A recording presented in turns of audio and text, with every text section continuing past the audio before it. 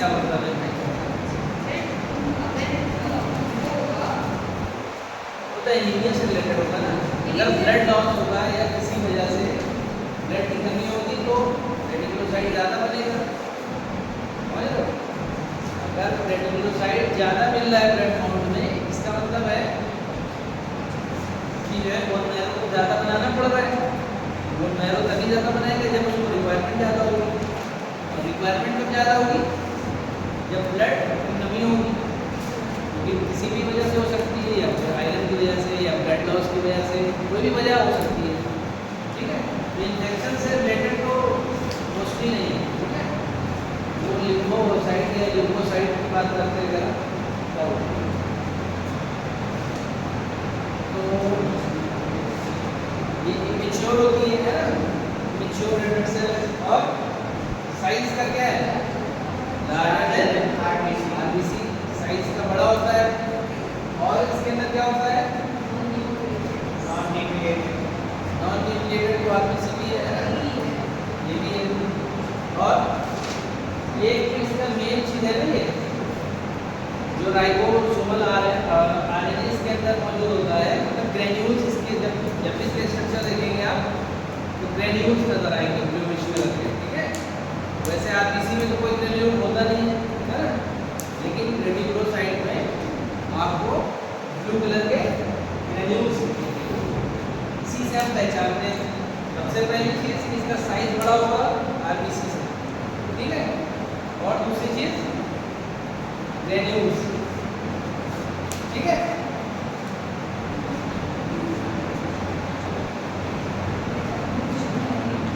और इसमें क्या क्या है? माइटोकॉन्ड्रिया भी है और कुछ रेफरेंस ऑफ गोल्गी एप्पेरेटस, मतलब कुछ चीजें इसमें रह जाती हैं। फिर क्या होता है, इसमें भी कई स्टेप होते हैं।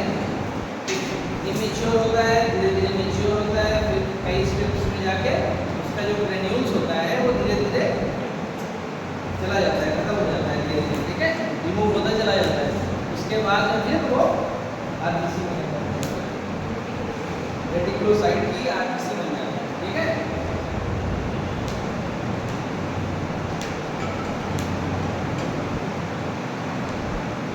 दे are stainable with basic dye. Basic dye से हम इसको स्टेन कर रहे हैं, इसका मतलब क्या है? इसका स्ट्रक्चर कैसा है? एसिडिक है। और कौन सी डाई यूज कर रहे हैं इसमें?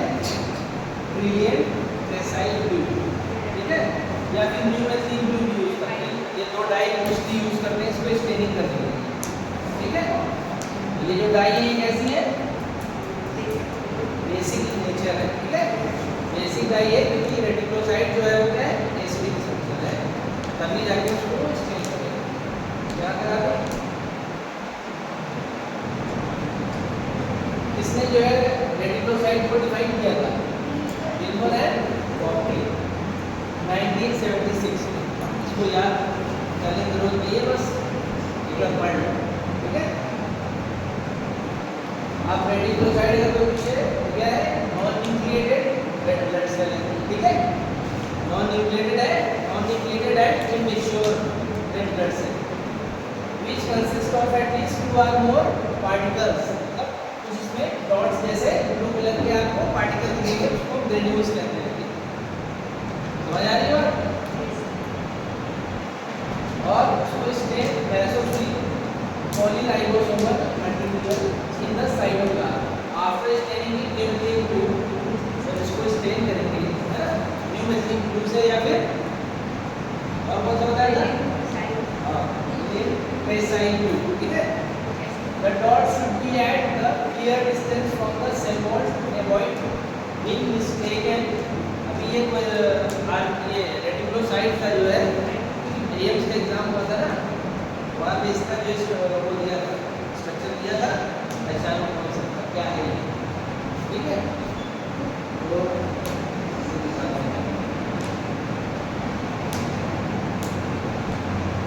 देख रहे हैं, इस तरह से देखिए, ये सब आरबीसी है, ये रेटिकुलोसाइट है। देखिए मतलब स्ट्रक्चर सेम होगा कलर, बट इसके अंदर ये है ग्रेन्यूल्स है ब्लू कलर के, इसको डॉट्स भी कहते हैं।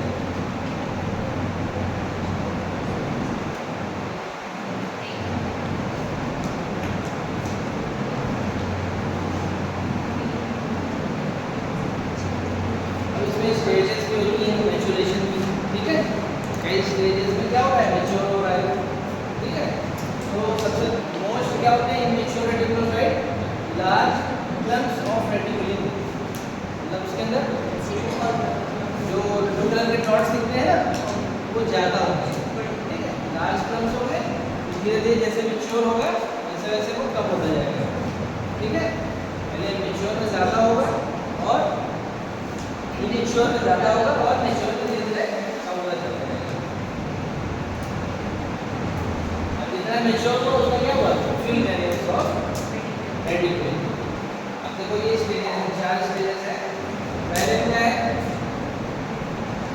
डेंस क्लाउड्स होगा, उसके बाद क्या होगा, लूजली अरेंज्ड रेडिकुलम होगा, उसके बाद डिफ्यूज अरेंजमेंट। तो इस तरह से 4 क्राइटेरिया स्टेजेस हैं, ठीक है। उसी तरह से भी हम आपको सेक्शन की फोटो भी दिखाएंगे, उसमें देखोगे ज़्यादा धीरे धीरे कम होता चला जाएगा। अब देखो ये देखो स्टेज 1 ये मोस्ट इमैच्योर, मतलब ज़्यादातर है मैच्योर है, तो इसमें ज़्यादातर पार्ट है वो कवर है ग्रैन्यूल से, ठीक है। ये मोस्ट इमैच्योर है, ये भी वही है वो पूरा कवर नहीं हुआ है, अभी देखो थोड़ा कम हो गया है ना। अब ये स्टेज 2 है, 1 था ये 2 है, ठीक है। इंटरमीडिएट बीच का पार्ट, तो क्या हो रहा है, धीरे धीरे देखो खत्म हो रहा है ना, धीरे धीरे क्या हो रहा है, मैच्योर हो रहा है। जो रेटिकुलोसाइट है क्या हो रहा है, मैच्योर हो रहा है, और जब कंप्लीटली मैच्योर हो जाएगा तो क्या बन जाएगा, आरबीसी बन जाएगा, ठीक है। और इन्हीं रेटिकुलोसाइट को क्या करेंगे, काउंट करेंगे। उसका भी मेथड है, मैनुअल मेथड भी होता है और ऑटोमेटिक भी होता है। तो ये हो गया इंटरमीडिएट, ठीक।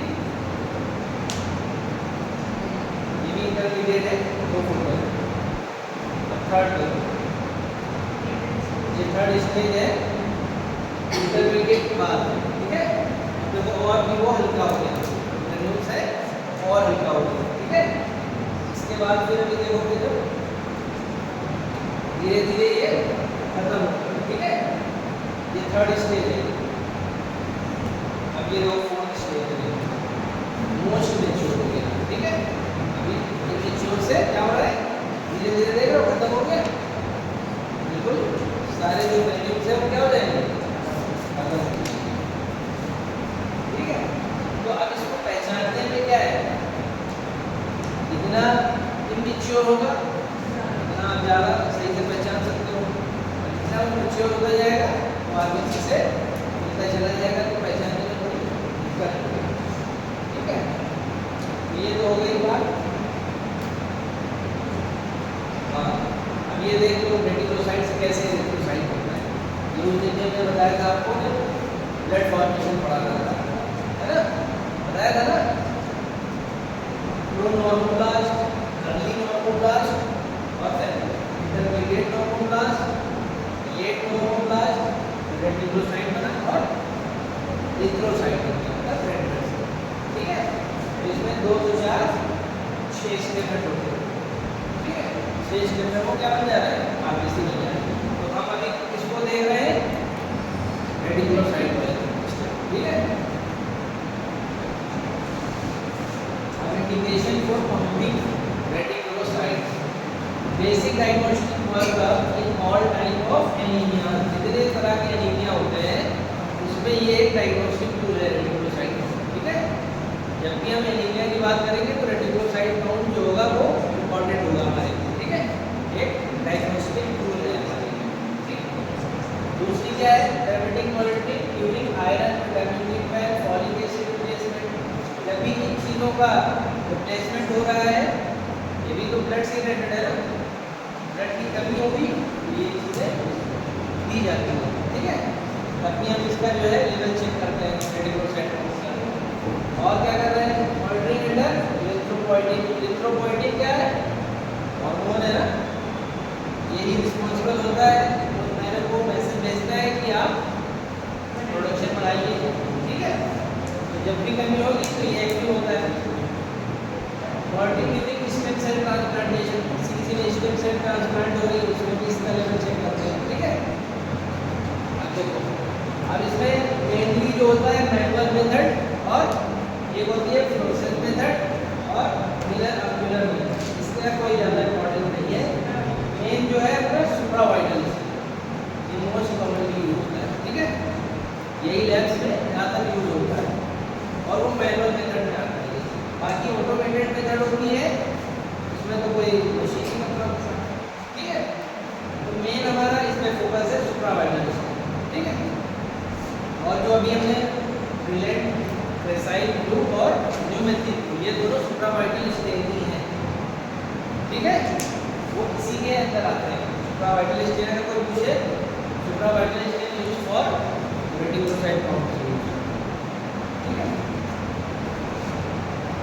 अब प्रिंसिपल देखो, मैनुअल मेथड में क्या है, supravital stain is used for the reticulocyte count. और ब्लड को क्या करेंगे, मिक्स करेंगे स्टेन के साथ में, ठीक है।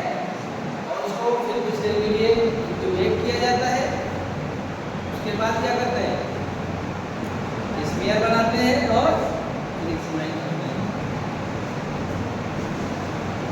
नॉर्मल लेवल इसका पता है किसी को, रेटिकुलोसाइट काउंट कितना होता है नॉर्मल,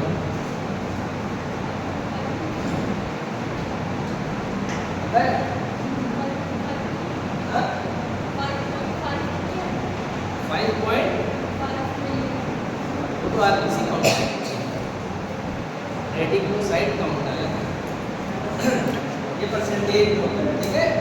0.5 to 2.5 परसेंटेज, ठीक है। 0.5 to 2.5 याद है, लिख। तो हमने आपको वो तो बता दिया कि कैसा दिखेगा, है ना। अब स्टेनिंग की बात है, कैसे स्टेन करेगा और कैसे दिखेगा। हाँ मैं बता रहा हूँ, ब्लड को कैसे क्या करना है। सबसे पहले तो हम कौन सा स्टेन यूज कर रहे हैं, ब्रिलिएंट, प्रेसाइल, ब्लू, ठीक है। और न्यूमेथिक, इनमें से एक ही यूज कर सकते हैं, ठीक है। स्टेन का प्रिपरेशन भी किया हुआ है, जैसे कि मान लीजिए इन दोनों में से कोई भी हम ले रहे हैं, इसको स्टेन कैसे बनाएंगे, ठीक है। तो 1 ग्राम ले लिया हमने, वो ब्लू डाई है, और 3% क्या ले रहे हैं, सोडियम साइट्रेट 20 ml, और 0.9% सोडियम क्लोराइड 80 ml। ये चीज़ें लेंगे, इसको मिक्स करेंगे और स्टेन हमारा तैयार हो जाएगा, ठीक। स्टेन हमारा तैयार हो गया। इसके बाद हम क्या करेंगे, इसमें कौन सा ले रहे हैं, ये सैंपल ले रहे हैं, ठीक है। ये वाली वाइल में हम जो सैंपल ले रहे हैं उसको यूज करेंगे, ठीक है। सबसे पहले तो हम 2-3 ड्रॉप लेंगे ब्लड, ठीक है। एक टेस्ट ट्यूब लेंगे, उसमें 2-3 ड्रॉप ऑफ ब्लड लेंगे, ये वाला, ठीक है। उसके बाद हम स्टेन को ऐड करेंगे, कितना ही उतना ही जितना हमने ब्लड ऐड किया। अगर हमने 2-3 ड्रॉप ब्लड ऐड किए तो 2-3 ड्रॉप स्टेन यूज करेंगे। अगर 10 ड्रॉप ब्लड यूज किया है तो हाँ मतलब 50, ठीक है। ये दोनों चीज़ को मिक्स करके इंक्यूबेट करेंगे 37 डिग्री सेंटीग्रेड पे कितने मिनट के लिए, 15 से 20 मिनट के लिए, या तो इंक्यूबेटर में या तो वाटर बाथ में, जहाँ पे 37 डिग्री सेंटीग्रेड का टेम्परेचर मेंटेन रहे, वहाँ पे हम इंक्यूबेशन करेंगे 20 से 25 मिनट के लिए। ये ट्यूब मेथड और इसमें स्लाइड मेथड की बात नहीं है, ये हम अभी इसको तैयार कर रहे हैं सोल्यूशन, ठीक है। इसी को हम स्मीयर बनाएंगे, ठीक है। हाँ, वाटर बाथ, उसमें पानी होता है, ठीक है। वाटर बाथ होता है, उसमें पानी भरा होता है, उसको 37 डिग्री से हीट करते हैं, वो पानी में ही उसको रखा जाता है, ठीक है। उसमें वेल्स बनी होती है, उसमें हम इस ट्यूब को रख देते हैं, मतलब पूरा पानी नहीं फिल होता है, इतना फिल होता है कि अपनी ट्यूब डीप हो जाए उसमें बस, ठीक है। वो 37 डिग्री पे टेम्परेचर मेंटेन करते हैं, वाटर बाथ भी यूज कर सकते हैं, और इंक्यूबेटर एक आता है, उसका भी टेम्परेचर इतना ही रहता है। तो इंक्यूबेशन के बाद में उसको मिक्स अच्छे से कर लिए, फिर क्या बनाएंगे, स्मेयर बनाएंगे। इसको क्या करेंगे, ड्राई कर लेंगे। ड्राई करने के बाद फिर क्या काम है, माइक्रोस्कोप, हाँ फिर क्या करेंगे, काउंटिंग करेंगे। स्मेयर बन गई, उसको ड्राई कर दिया, उसके बाद माइक्रोस्कोप लेंगे और इसको हम काउंटिंग करेंगे। काउंटिंग कैसे करेंगे, किस फील्ड पे करेंगे, 10x, 40x, 100x पे करेंगे, तभी तो हमको सेल्स दिखेंगी, वरना तो ओवरव्यू दिखेगा। अगर 40x पे करेंगे तो बहुत सारी सेल्स दिखेंगी, हम पहचान लेंगे, हम 100x का यूज करेंगे, ठीक है। और 100x को ही कहते हैं ऑयल एवर्जन फिल्म। तो ऑयल एवर्जन मतलब कि इसमें ऑयल का यूज करते हैं, ज़्यादा ऑयल। तो जो स्लाइड बनाते हैं ना, उसी में जो पोर्शन को देखना है ना, उस पोर्शन में एक ड्रॉप ऑयल को डालते हैं और 100x पे देखते हैं, ठीक है। उसके बाद बाय यूजिंग ऑयल एवर्जन और चूजन एरिया फिल्म, यहाँ मतलब बहुत बड़ी स्क्वायर होती है ना, तो कौन सा पोर्शन को देखना है, हमेशा कौन सा पोर्शन देखते हैं, उसे स्क्वायर बताया था ना हमने, तीन पार्ट में होती है, हेड बॉडी टेल, टेल वाला पार्ट देखिए, ठीक है, टेल। तो टेल वाले पार्ट में हम एक ड्रॉप जो है ऑयल डालेंगे और उसको देखेंगे। Very large number of cells have to be survive if reasonable precise count is to be obtained when only small number of atoms। तो बहुत ज़्यादा नंबर ऑफ सेल्स होगा, अगर बहुत ज़्यादा मान लीजिए, अगर हम आरबीसी के अंदर ही तो दिखेगा ना, जितनी ज़्यादा आरबीसी को काउंट करेंगे उतना ही बेटर, वही चीज़ लिखा हुआ है कि जितनी ज़्यादा आरबीसी, कम से कम 1000 आरबीसी को देखना होगा, ठीक है। 1000 आरबीसी देखेंगे, 1000 आरबीसी में जितने वो रेटिकुलोसाइट काउंट दिखेगा उसको हम गिन लेंगे। समझ में आ रही बात? क्या देख रहे हैं, कम से कम उसमें ज़्यादा आरबीसी दिखेगा ना, तो आरबीसी देखते चलेंगे, कहाँ तक देखेंगे, 1000 आरबीसी तक के देखेंगे, ठीक है। वहाँ तक जितने भी आपको रेटिकुलोसाइट दिखेंगे उसको हम काउंट कर लेंगे, ठीक। याद आ गई बात समझ? उसके बाद फिर क्या करेंगे, कैलकुलेशन करेंगे, काउंट एट लीस्ट 1000, ठीक है। 1000 कम से कम, इससे ज़्यादा भी कर लेंगे, जितना ज़्यादा करेंगे उतना ज़्यादा प्रिसाइज होगा, उतना ज़्यादा एक्यूरेट होगा, ठीक है। तो मान लीजिए हमने 1000 हमने काउंट किया, ठीक है, which are easily identified with blue granule. कैसे पहचानेंगे, क्योंकि उसके अंदर ब्लू ग्रेन्यूल्स होते हैं, है ना, उससे हम पहचानेंगे। और एक चीज़ और दिक्कत क्या है कि ब्लू ग्रेन्यूल्स तो उसमें भी दिखते हैं ना, ल्यूकोसाइट भी लगभग मिलते जुलते दिखेंगे, उसमें कन्फ्यूजन हो सकती है, लेकिन उनका भी अलग पहचानने का, उनका भी अलग स्ट्रक्चर होता है, अलग अलग शेप होता है ना। किसी में न्यूट्रोफिल है तो कैसा दिखता है आपको पता होना चाहिए, हिस्टोफिल कैसा दिखता है पता होना चाहिए। अगर आपको पता नहीं होगा तो आप उसको भी रेटिकुलोसाइट काउंट कर लोगे, है ना। तो ये चीज़ बहुत ज़्यादा इंपॉर्टेंट है, उसमें कन्फ्यूजन हो सकती है, उसका भी साइज लगभग इनके बराबर होता है, आरबीसी से बड़ा ही है ना उसका भी साइज। तो हमने जो है इसको हम परसेंटेज में एक्सप्रेस करते हैं, ठीक है। अब हमने क्या किया, टोटल नंबर ऑफ रेटिकुलोसाइट को क्या किया, डिवाइड कर लिया टोटल नंबर ऑफ आरबीसीज, कितने हमने आरबीसीज काउंट किए, मान लीजिए उसको मल्टीप्लाई कर रहे हैं 100 से। मान लीजिए हमने 1000 आरबीसी काउंट चेक किया, उसमें हमको मान लीजिए 20 मान लीजिए हमको रेटिकुलोसाइट दिखे, ठीक है, लिखिए 20 को डिवाइड कर लीजिए आप 1000 आरबीसी के रेट में देख रहे हैं ना,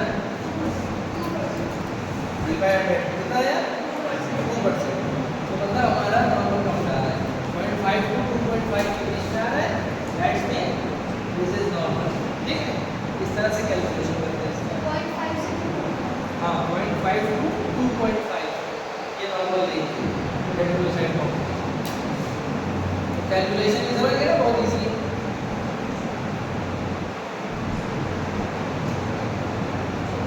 अब इसमें दिया हुआ है 0.5 to 2, ठीक है, तो कहीं कहीं पे आपको वेरिएशन नजर आ सकता है, बेसिकली ये वाली होती है जो बताया 2.5, बाकी इन्फेंट्स में ज़्यादा होगी क्योंकि ग्रोइंग कर रहा है ना, तो वहाँ पे ज़्यादा ब्लड बन रहा है तो रेटिकुलोसाइट ज़्यादा होगा, ठीक है, तो 2 से 6% हो सकता है। और कॉर्ड ब्लड में कितना होगा, 1 से 2% होगा, कॉर्ड ब्लड का भी नॉर्मल रेंज कितना होगा 2%। ये तो हो गई हमारी सुप्रावाइटल स्टेनिंग वाली मैनुअल मेथड, और एक फ्लोरोसेंट वाली भी मेथड होती है, इसको भी पढ़ लो, ये बहुत इंपॉर्टेंट नहीं है, ये इंपॉर्टेंट है जो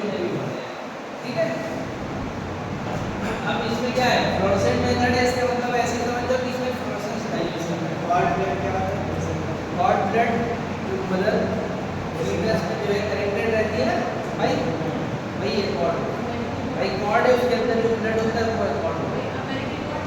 हाँ हाँ बिल्कुल। अब इसमें भी क्या कर रहे हैं, अब इसमें जो एक्रिलीन ऑरेंज है ना, ये कौन सी डाई है, फ्लोरोसेंस डाई। फ्लोरोसेंस डाई का मतलब है कि ये स्पेशल डाई है, उसमें जैसे यूज कर रहे थे ब्लू वाली लकड़ी को सुप्रा वाइटल स्टील, ठीक है। और ये फ्लोरोसेंट डाई है, फ्लोरोसेंट डाई अलग होती है, इसके लिए आपको अलग माइक्रोस्कोप भी चाहिए, ठीक है। फ्लोरोसेंट अगर डाई यूज कर रहे हैं तो उसमें फ्लोरोसेंट लाइट की भी इम्पोर्टेंस है। जब फ्लोरोसेंट लाइट उसको दिखाएंगे तभी जाके वो चमकीली भी दिखेगा, है ना, चमकता हुआ दिखेगा जो भी आप स्कैन करेंगे। तो इसके लिए आपको फ्लोरोसेंस माइक्रोस्कोप चाहिए और फ्लोरोसेंट लाइट, ठीक है। अब इसमें क्या कर रहे हैं, add 1 volume of acridine orange solution with 1 volume of blood, मतलब same equal amount of blood और डाई को इक्वल अमाउंट में ले लेंगे और मिक्स कर लेंगे 2 मिनट के लिए वेट करेंगे, फिर उसके बाद स्मेयर बना लेंगे, ठीक है। स्मेयर बनाने के बाद ड्राई होने देंगे और उसको भी ऐसे ही देखेंगे जैसे माइक्रोस्कोप में देख रहे थे ना, उसी तरह। बस इसका फर्क क्या है, ये फ्लोरोसेंस माइक्रोस्कोप में देखेंगे इसको, ठीक है।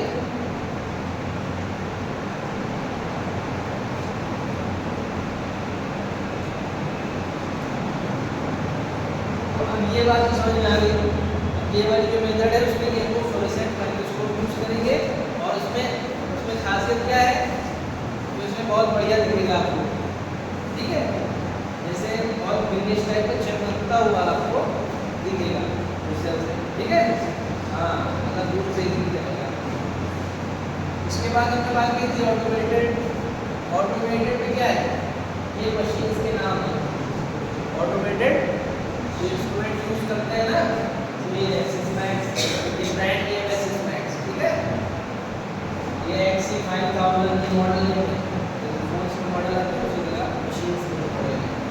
तो ऑटोमेटेड में कुछ करने की जरूरत है, तो बस एक बार आप एक मशीन का नाम ही जान लीजिए, ठीक है।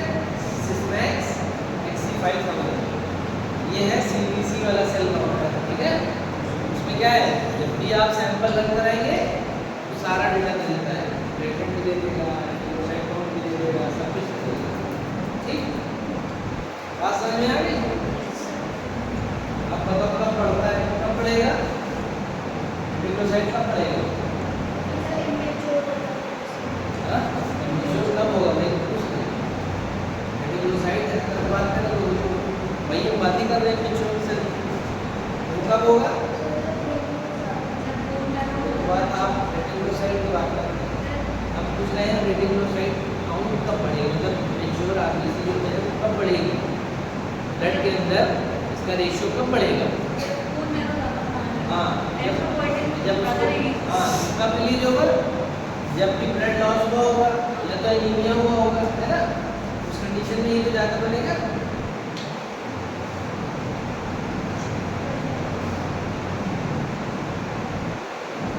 यही बता रहा है ऑटोमेटेड का, ठीक है। जैसे सैंपल बहुत कम चाहिए होगा, ओनली 100 माइक्रोमीटर, ठीक है। और क्या है, लेकिन इसका वो क्या है, कॉस्टली पड़ेगा नहीं, ये तो महंगा पड़ेगा ना मशीन वाला। अब इसकी खासियत क्या है, mobile bodies joint tendon are counted, मतलब कुछ स्पेशल अगर सेल्स होंगी तो ये पहचान लेगा, है ना। अब आप पूरा इसमें तो चेक नहीं करोगे, ये मशीन की सब कुछ चेक करके बता देंगे, ये बनता है इसमें।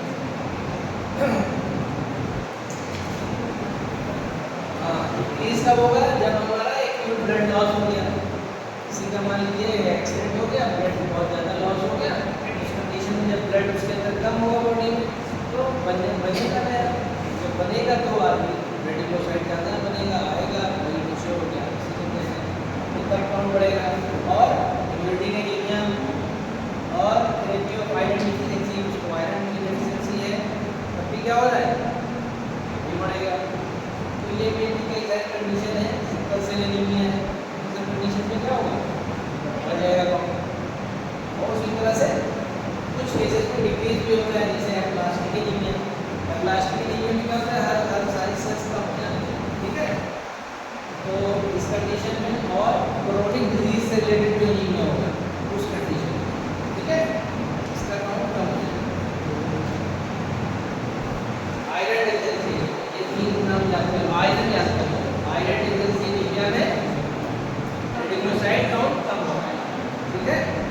तो ये याद करने वाली चीज़ है, ये याद करने वाली है।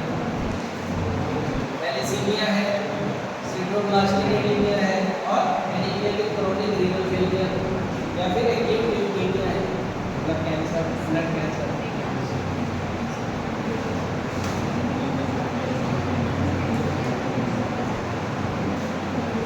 तो इसमें कोई कंफ्यूजन है रेडिकुलोसाइट्स फॉर्म में या रेडिकुलोसाइट्स से रिलेटेड?